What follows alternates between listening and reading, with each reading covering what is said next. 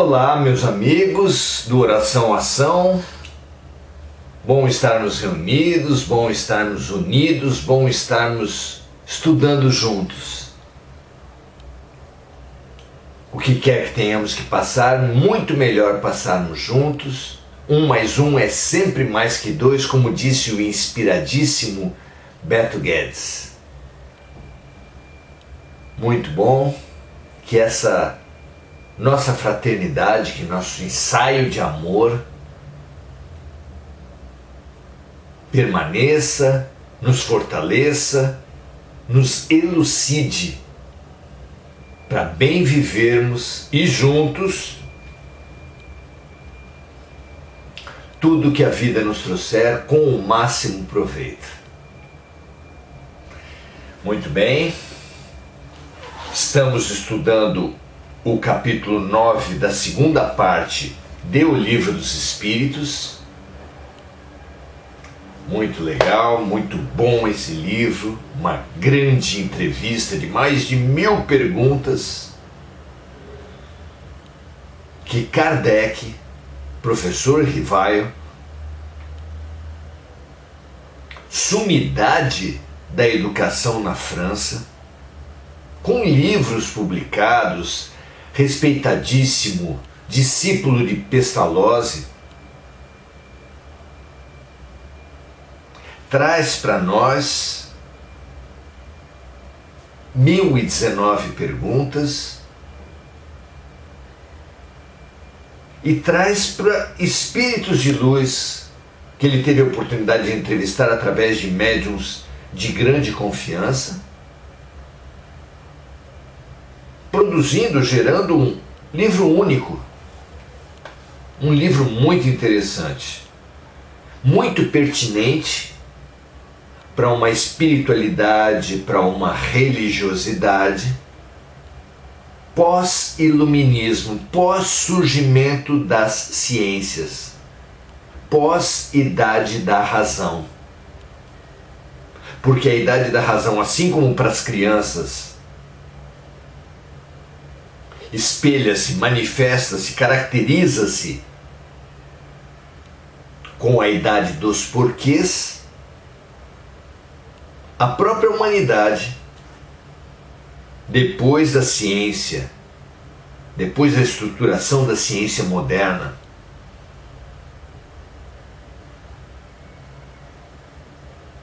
também tinha alcançado a idade das razões, a idade da razão,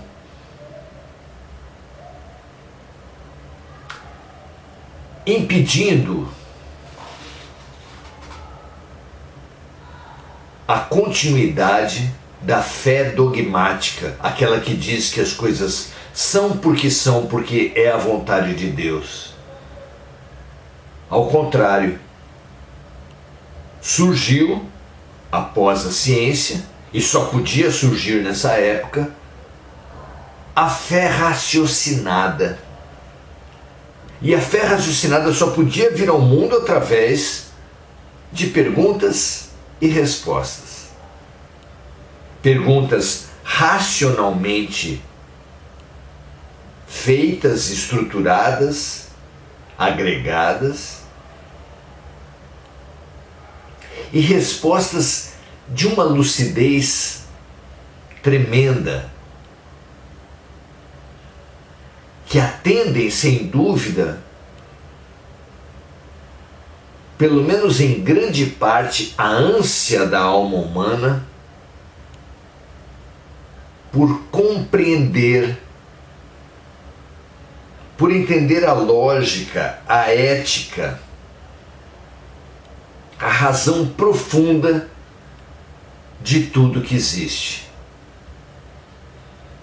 E assim nos reconciliar com Deus, porque todo aquele que pensa, todo aquele que desenvolve a razão, ao ver tanto mal na Terra, especialmente as doenças congênitas, as tragédias para as quais não se concorreu, os problemas inúmeros em tenra idade, para os quais, obviamente, as vítimas nada fizeram por merecer, e que, portanto, para esse observador, não há justiça, não há bondade, não havendo justiça nem bondade, não existe Deus.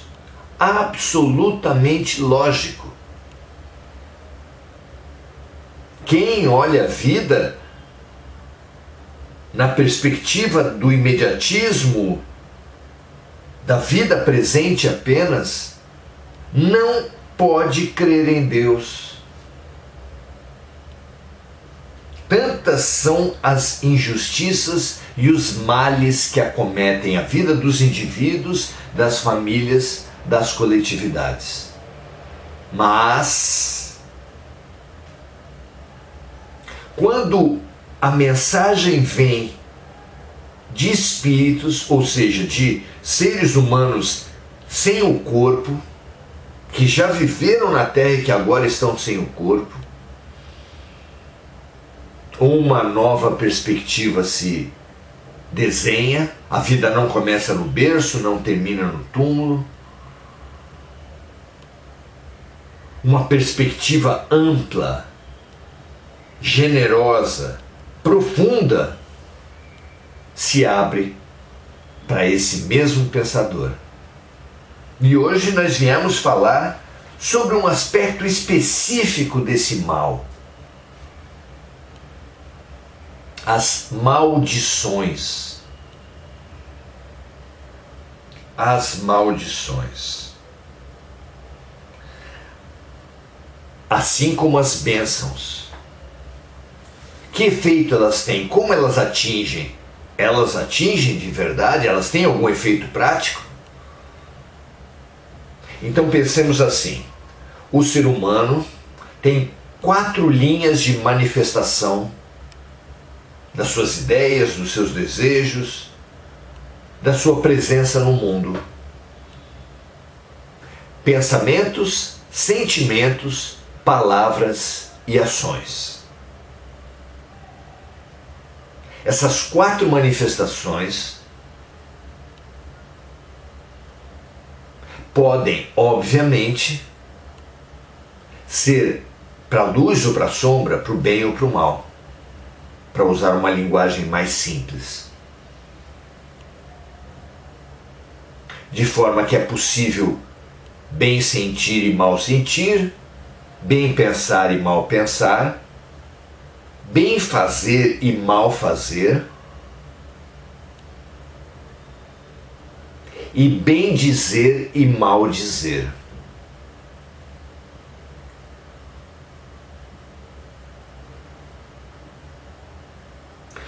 Volta a mesma questão, então: é possível fazer o mal? É possível que maldições e bendições e bênçãos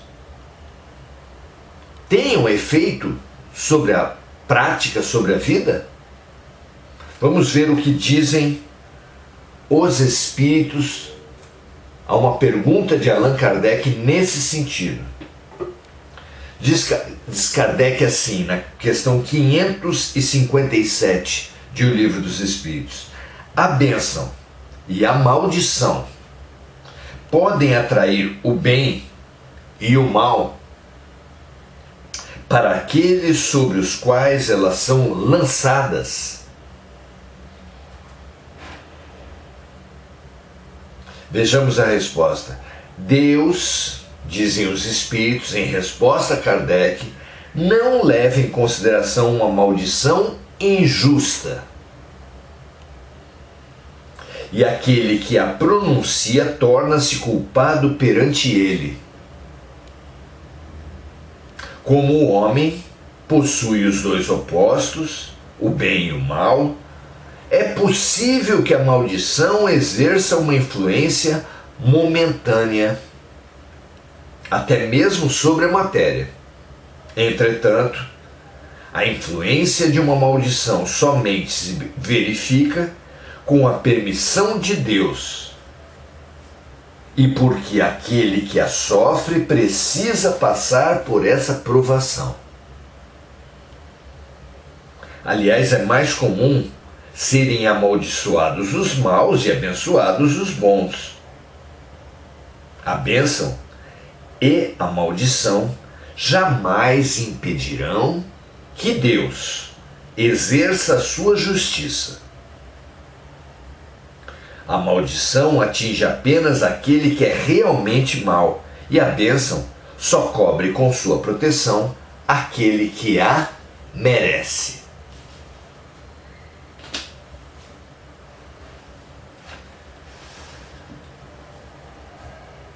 Ou seja, está aí colocada, ainda que no âmbito específico da palavra, a velha e desafiadora questão do mal. Existe o mal? Ele pode atingir, vitimizar os outros? Como Deus permite que o mal aconteça?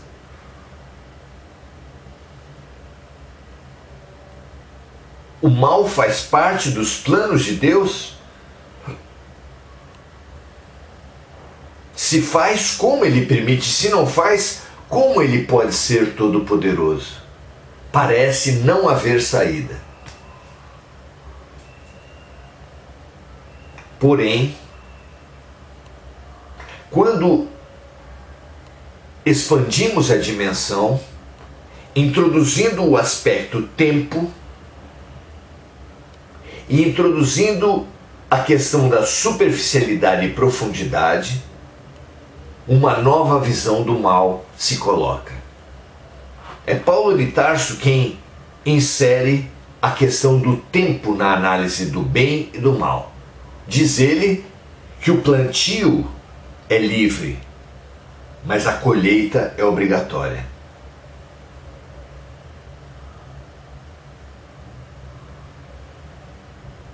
De forma que que nós vemos como mal é apenas a má colheita de um mau plantio.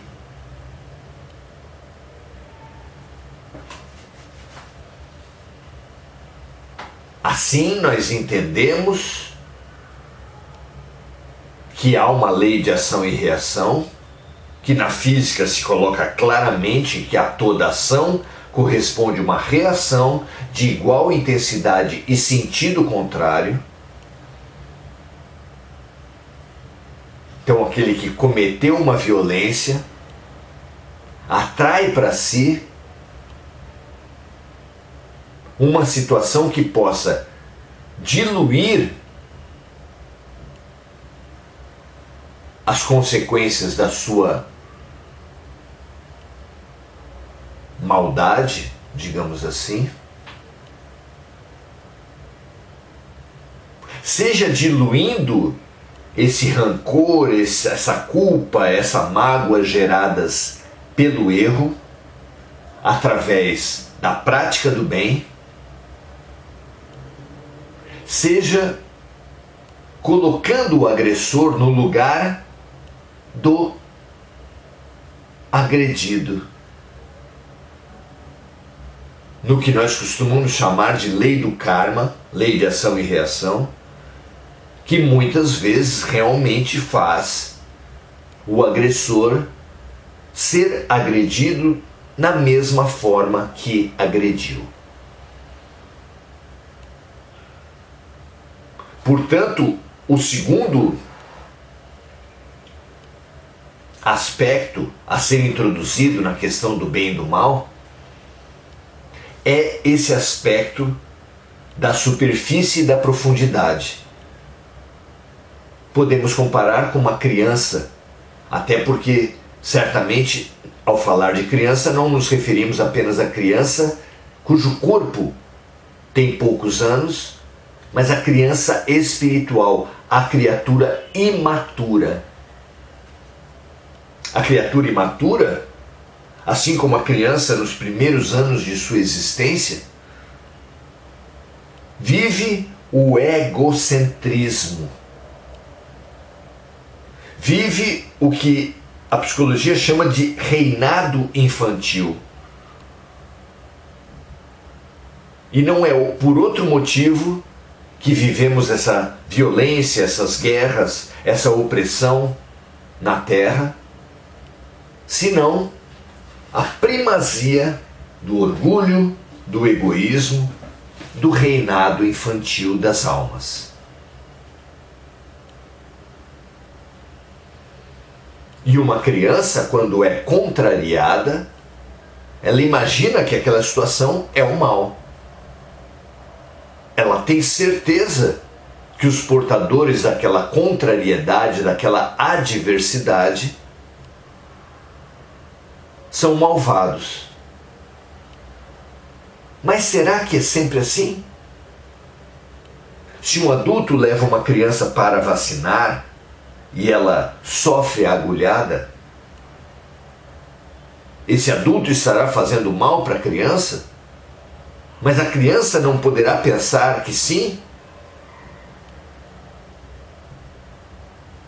Se o adulto dá um remédio amargo para uma criança, essa criança não pode supor que está sendo vítima do mal? Se um adulto proíbe a criança de comer a sobremesa antes do almoço, ou proíbe a criança de brincar antes de fazer a lição da escola, não poderá pensar a criança que esse adulto é do mal? Claro que sim, porque a fase que caracteriza a infância é o egoísmo, é o reinado infantil, é o egocentrismo, que supõe que tudo que não atende à vontade da criança é mal. Mas isso não é verdade sempre, e isso muitas vezes espelha apenas a superficialidade da visão de mundo daquele ser. Quando olhamos em profundidade, acabamos reconhecendo que nós não sabemos o que é realmente bom para nós e o que é realmente mal para nós. E com a experiência, com a relação com Deus permitida, fortalecida, raciocinada, uma revelação vem para as nossas almas.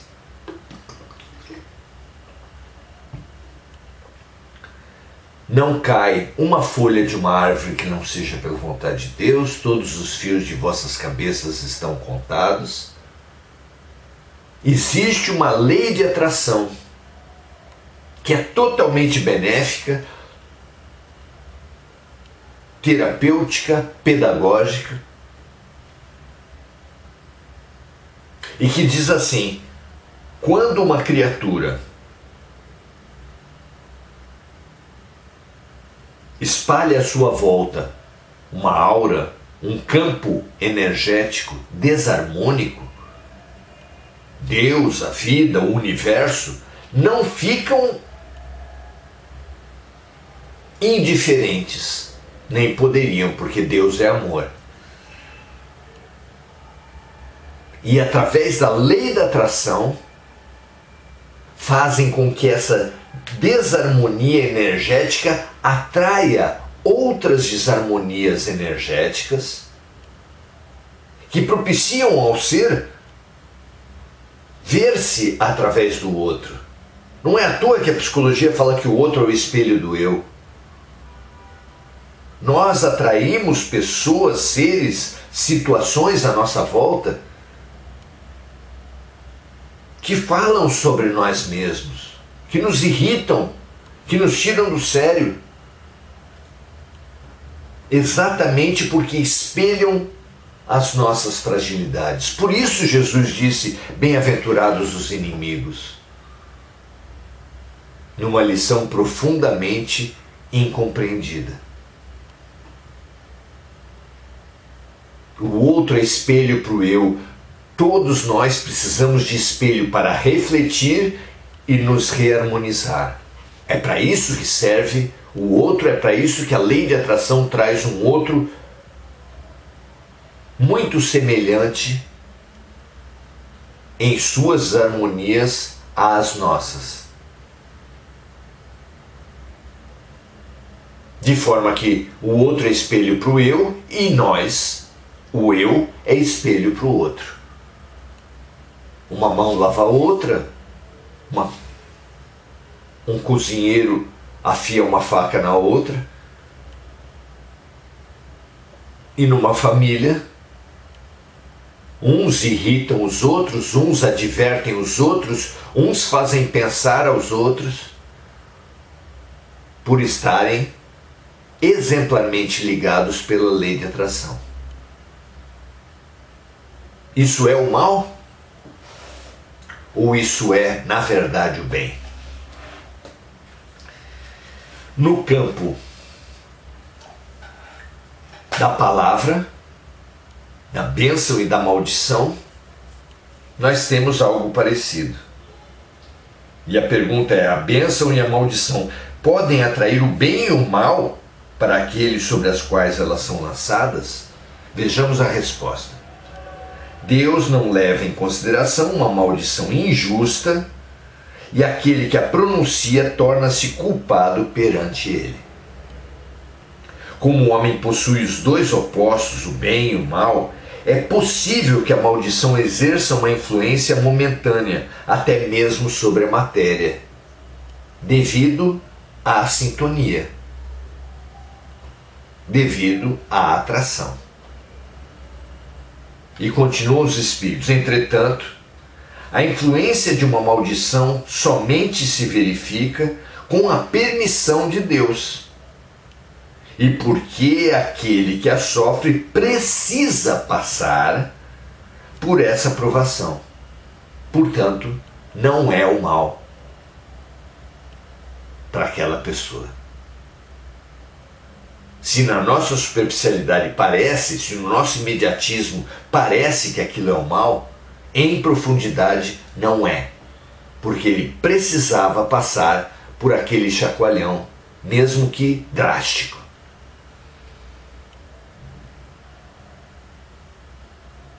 Aliás, é mais comum serem amaldiçoados os maus e abençoados os bons. A bênção e a maldição jamais impedirão que Deus exerça sua justiça. A maldição atinge apenas aquele que é realmente mau e a bênção só cobre com sua proteção aquele que a merece. Uma nova compreensão do bem e do mal se abre a partir dessas profundezas franqueadas pelos espíritos de luz. A chave profunda, terapêutica, pedagógica, quem nos dá, aliás, é o espírito de maior luz que já esteve na Terra, Jesus Cristo. E ele diz: o escândalo é necessário. Talvez fique mais claro traduzir: o aparente mal é necessário. E, portanto, não é realmente mal. É só um aparente mal. O escândalo é necessário, mas ai daquele por meio do qual ele vier. Ou seja, nossos maus plantios geram, por meio dos nossos pensamentos doentios, adoentados, dos nossos sentimentos adoentados por aquela má ação, formam um campo energético doente, desarmônico, que precisa passar por grandes energias para se curar. Duas grandes energias se oferecem: o amor e a dor. Como no nosso nível pouco se dispõe ao aprendizado pelo amor, vem para todos nós a lição e o remédio da dor. Mas quando a dor é lição e é remédio, não existem vítimas, não existe injustiça, não existe o mal. Apenas uma terapêutica dolorosa, às vezes drástica. Mas ninguém pensará, por exemplo, que uma cirurgia é o mal, apesar de equivaler a uma facada. E não se pensa assim porque se confia no médico. Mas a grande pergunta é: por que confiamos no médico a ponto de permitir, de desejar, de nos candidatar a que ele faça um corte profundo nos nossos corpos e nos nossos órgãos, mas não confiamos em Deus, a ponto de supormos e teimarmos e duvidarmos da inexistência do mal, pois tenhamos certeza, o mal não existe nem poderia existir nesse universo de um Deus perfeitamente bom, perfeitamente justo e absolutamente todo-poderoso.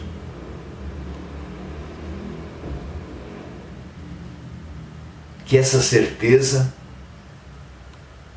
abra para nós uma nova relação com os fatos, conosco mesmos, uma nova relação com a vida, uma nova relação com Deus. Abrindo nossas almas para a aceitação. Até porque aceitando, como diz o ditado popular, aceita que dói menos. Como diz a experiência, só o doente que aceita sua doença começa a sua cura. Como diz a filosofia, só quando eu sei que nada sei é que eu me abro para a sabedoria. A aceitação, ela é fruto da compreensão que o mal não existe. Porque ninguém pode aceitar o mal. O mal que não se compreende, ele é inaceitável, inapreendível. Já o mal que se compreende, nem mal mais é. Que essa conquista ilumine nossos passos. Que se ainda ficaram dúvidas, tenhamos a certeza que ao longo desse livro, desse estudo, voltaremos a isso. Mas estude por sua parte. Será que o mal existe? Será que existe uma vítima gratuita nesse mundo?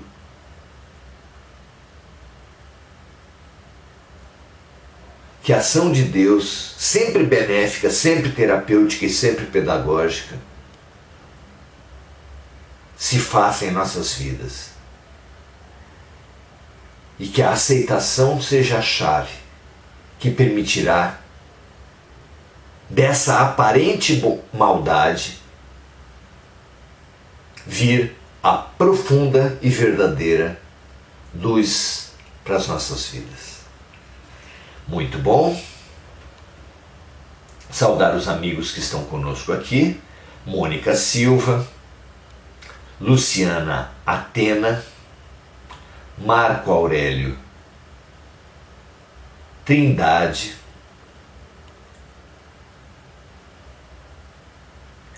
Mônica Silva lembrando de encarnados e desencarnados, que todos eles recebam nossas melhores energias. Vibra também a Mônica pela paz mundial, que realmente a todos os territórios de conflitos interiores, familiares, relacionais, nacionais, entre classes, entre religiões, sejam sanados, sejam aprendidos e sejam curados. Adelaide Dias, Nícia Albuquerque, Rosa Amaral, Rosa Nepomuceno, Enir Cajazeira, Anne Lix. É com muita alegria que nós recebemos cada uma das amigas, cada um dos amigos, e que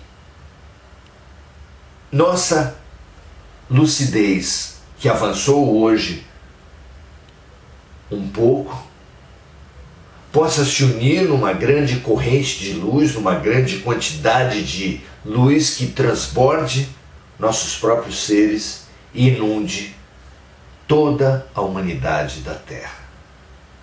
Que assim seja, graças a Deus. Até amanhã, onde teremos mais um estudo sobre a relação do livro O Pequeno Príncipe com o Evangelho de Nosso Senhor Jesus Cristo. É o encontro entre o pequeno príncipe e o grande príncipe. Contamos com você, 17h30, aqui mesmo nessa página. Até lá, um ótimo final de sábado para você.